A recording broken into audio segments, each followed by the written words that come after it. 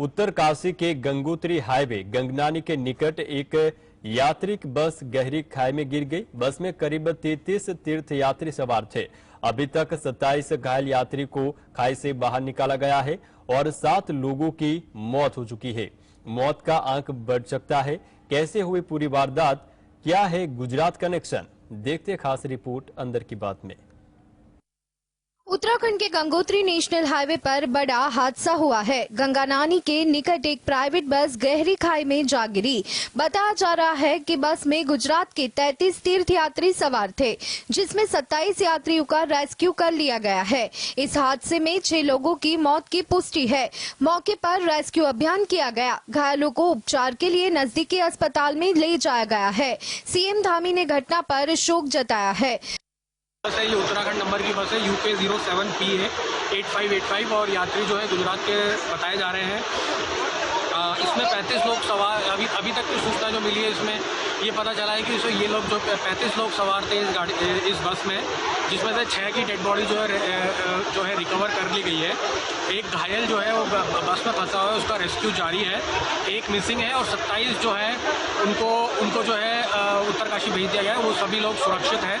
Report के मुताबिक Gangotri highway पर गंगनानी के समीप गुजरात के तीर्थयात्रियों से भरी बस संख्या UK 07PA 8585 गहरी खाई में जा गिरी। हादसा तब हुआ जब बस गंगोत्री धाम से उत्तरकाशी की ओर जा रही थी। बस के खाई में गिरते ही यात्रियों में चीख पुकार मच गई। घटना की जानकारी मिलते ही स्थानीय लोगों ने मौके पर पहुंचकर घायलों को खाई से निकालना शुरू किया, जिसमें 6 से ज्यादा लोगों की मौत हुई। 26 से ज्यादा लोग घायल हुए हैं। इस दौरान घटना की सूचना पर पुलिस, SDRF व NDRF की टीम भी थी और स्थानीय लोगों के साथ घायलों का रेस्क्यू ऑपरेशन किया। घायलों को 108 सेवा व एम्बुलेंस के जरिए अस्पताल भेजा गया है। Bureau report GS। गुजरात की राजनीति की बात करें तो चुनाव की चर्चा के बीच अब भारत जोड़ो यात्रा 2.0 को लेकर अहम खबर सामने आई है।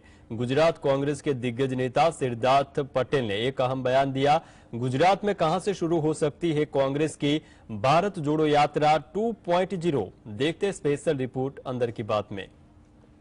कांग्रेस की भारत जोड़ो यात्रा 2.0 को लेकर अहम खबर सामने आई है। गुजरात कांग्रेस के दिग्गज नेता सिद्धार्थ पटेल ने एक अहम बयान दिया है।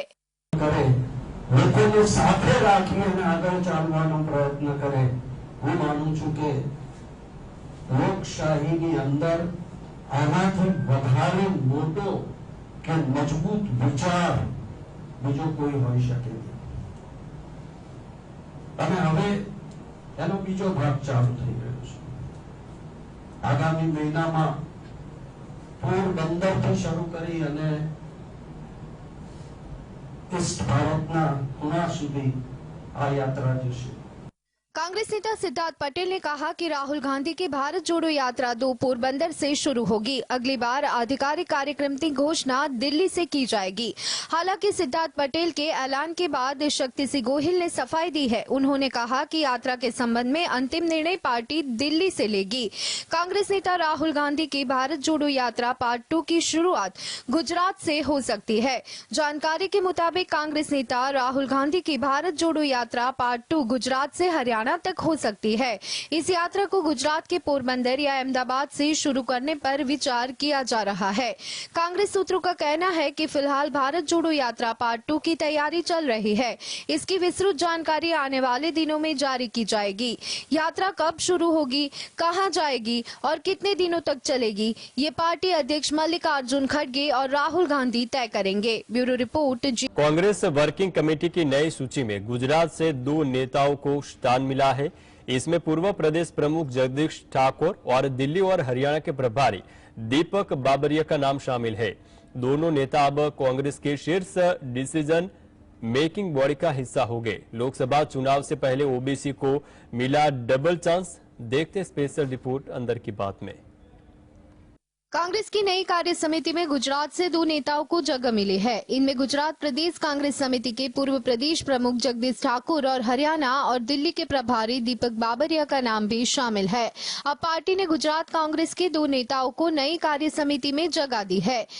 जगदीश ठाकुर करीब 1.5 साल तक गुजरात प्रदेश कांग्रेस की कमान संभाल चुके हैं। 2009 में पाटन से लोकसभा का चुनाव जीतकर दिल्ली पहुंचे ठाकुर ओबीसी वर्ग से आते हैं। गुजरात में ठाकुर मतों की अच्छी संख्या है। ठाकुर की कार्य समिति में जगह देने के पीछे संदेश साफ है कि पार्टी प्रदेश में ठाकुर मतों को नाराज नहीं करना चाहती। गुजरात में ओबीसी वर्ग की भागीदारी करीब 53% के करीब है। कांग्रेस कार्य समिति में जगह पाने वाले दोनों नेता ओबीसी वर्ग से आते हैं। जगदीश ठाकुर ओबीसी क्षत्रिय है तो वही दीपक बाबरिया भी ओबीसी से है। बाबरिया नाई समुदाय से आते हैं। ऐसी में पार्टी में ओबीसी वर्ग के दोनों नेताओं को कार्य समिति में शामिल करके डैमेज कंट्रोल करने की कोशिश है, ताकि पार्टी लोकसभा चुनाव में क्षत्रिय मतों के साथ ओबीसी वर्ग को भी अपने साथ रख सके। ब्यूरो। चंद्रमा पर लैंडिंग का रूस का सपना टूट गया है। रूस का स्पेसक्राफ्ट लूना 25 चंद्रमा की सतह पर ही कैच हो गया। करीब 5 दशक के बाद रूस के चंद्रमा के मिशन के लिए यह एक बड़ा झटका माना जाता है। रूसी अंतरिक्ष एजेंसी ने भी इस बात की पुष्टि की है। देखते हैं रिपोर्ट अंदर की बात में। रूस के चांद पर पहुंचने की उम्मीदें उस समय पूरी तरह से खत्म हो गई जब उसका स्पेसक्राफ्ट लूना 25 क्रैश हो गया। रूस की अंतरिक्ष एजेंसी रोस्कोमोस ने इसकी आधिकारिक पुष्टि की। लूना 25 सोमवार को चंद्रमा की सतह पर लैंडिंग की तैयारी में लगा था। एजेंसी ने बताया कि लूना 25 प्रॉपल्शन मैनूवर के समय चंद्रमा की सतह से टकरा गया था। इस वजह से ही वह दुर्घटना का शिकार हो गया है। लूना 25 का क्रैश होना रूस के लिए बड़ा झटका है।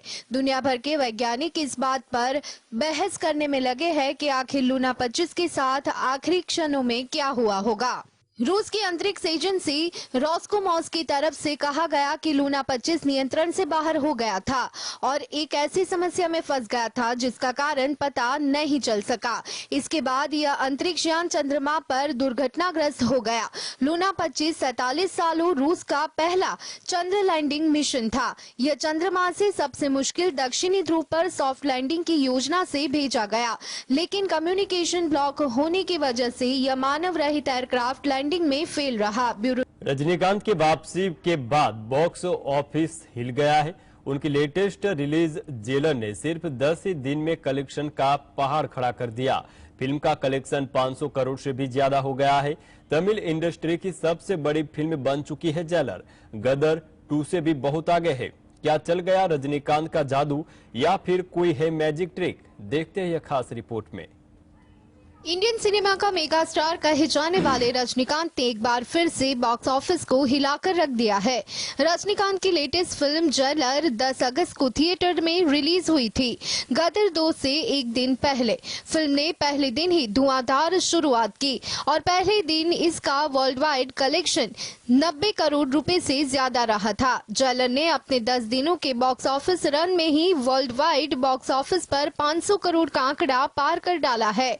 ये 500 करोड़ तक पहुंचने वाली दूसरी सबसे तेज फिल्म भी बन गई है। तमिल इंडस्ट्री के लिए सबसे तेज 500 करोड़ कलेक्शन करने का रिकॉर्ड भी रजनीकांत के ही नाम है। उनकी फिल्म 2.0 ने 8 दिन में ये कमाल किया था। इस साल इंडियन फिल्मों के वर्ल्ड वाइड कनेक्शन की बात करें तो शाहरुख खान की पठान सबसे ऊपर है, जिसने 1050 करोड़ रुपए से ज्यादा ग्रॉस कलेक्शन जुटाया। इसके बाद दूसरे नंबर पर अब रजनीकांत की जेलर है, जिसके वर्ल्ड वाइड कलेक्शन का आंकड़ा 510 करोड़ है। इस बार जेलर से फैंस को बड़ी उम्मीदें थी और ट्रेलर से ही साफ हो गया था कि ये बॉक्स ऑफिस पर बड़ा धमाका करने वाली है। ब्यूरो रिपोर्ट जी। एक महिला की मौत का एक अनोखा किस्सा चर्चा में आया है। दरअसल महिला की मौत होने पर परिवार ने उसे दफना दिया था, लेकिन 11 दिन के बाद कब्रिस्तान के आसपास रहने वाले लोगों ने बताया कि कब्र में से आवाज आ रही है। ऐसे में जब कब्र खोद कर देखा गया तो लोगों के होश उड़ गए। क्या था पूरा मामला? देखते हैं यह खास रिपोर्ट अंदर की बात में। पूर्वोत्तर ब्राजील के रिया चाउ दास नेवेस के कब्रिस्तान का हैरत गेज किस्सा सामने आया। लोग जब मर जाते हैं तो उन्हें धार्मिक मान्यताओं के अनुसार दफनाया या जलाया जाता है। इसी तरह एक महिला रोसंगेला अल्मेडा की मौत पर उसके परिवार ने उसके शव को ताबूत में डालकर दफना दिया था। साथ ही उस पर पूरी तरह प्लास्टर भी कर दिया गया। महिला को दफनाए हुए 11 दिन बीत चुके थे, लेकिन स्थिति तब अजीब हो गई जब कब्रिस्तान के पास रहने वाले लोगों ने कब्र से आवाजें आने की बात कही। ये बात जानकर तो परिवार वालों के पांव तले से जमीन ही खिसक गई। उसके परिवार ने अंततः पत्थर की कब्र को तोड़ दिया और रोसागेला को उसके अंदर बेजान पाया, लेकिन उसकी जो हालत थी उससे ऐसी आशंका है कि वह गलती से जिंदा दफना दी गई थी। माना जा रहा है कि ये महिला 11 दिनों तक अपने ताबूत के अंदर बेहोश पड़ी रही और उसके बाद बाहर निकलने की कोशिश करती रही। 37 वर्षीय रोसागेला अल्मेडा बाहर निकलने के अपने संघर्ष के दौरान चिल्लाती रही। इस दौरान उनकी कलाई में चोट लगी थी। जब पूर्वोत्तर ब्राजील के रिया चाउ दास नेवेस के कब्रिस्तान से उसका शव निकाला गया तो ताबूत के अंदर खून पाया गया। Bureau report GSTV।